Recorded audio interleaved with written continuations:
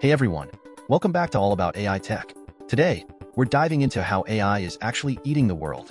You might have heard this term thrown around, but what does it really mean for us? Buckle up, because we're about to explore some eye-opening developments that you won't want to miss.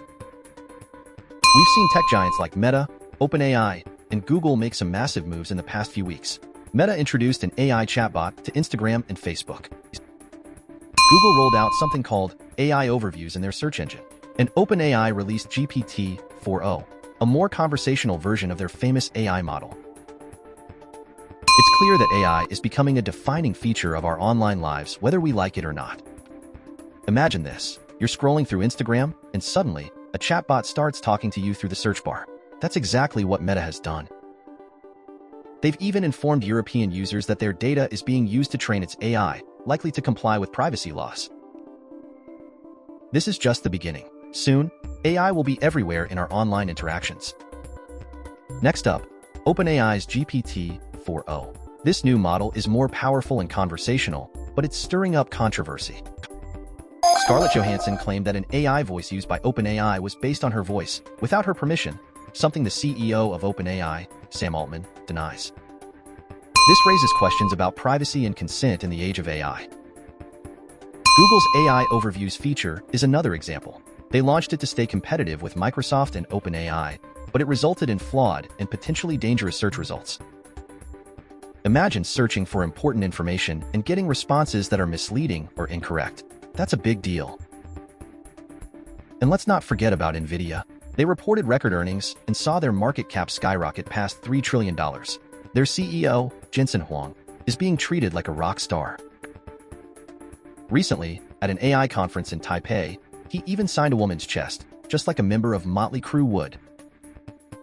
Even insiders are alarmed. OpenAI and Google employees published a letter saying that strong financial incentives are leading to a lack of meaningful oversight.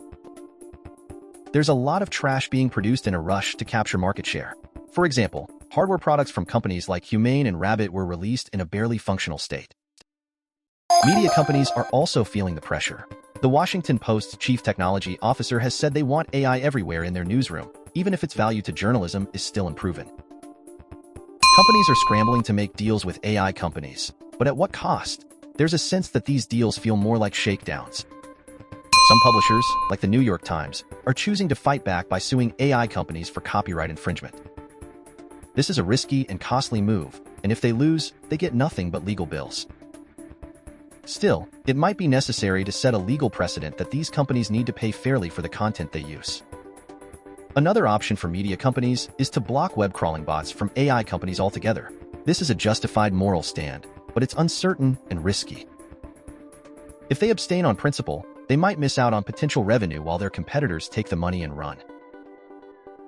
Regular users encountering AI overviews for the first time might not understand their purpose or usefulness compared to traditional search results.